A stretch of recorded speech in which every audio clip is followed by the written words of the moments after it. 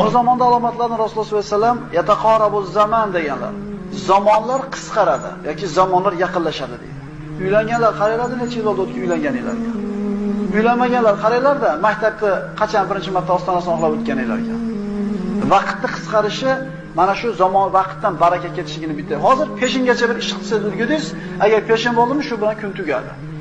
Kattalarimiz aytsin, bolalik paytini eslasa, ertalab turib molini qo'yini haydab tolaga boqib kelib, yana allaqancha ishini qilib, kechki paytga borganda ham bir vaqt oshib qolar edi. Hozirgi kunda ulgurmayapmiz. Vaholanki avvalgilar e'tibor beringlar.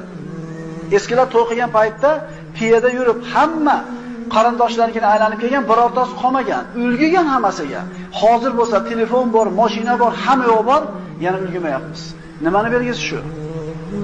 Oxir zamonning belgisi vaqtdan barakani ketishligi.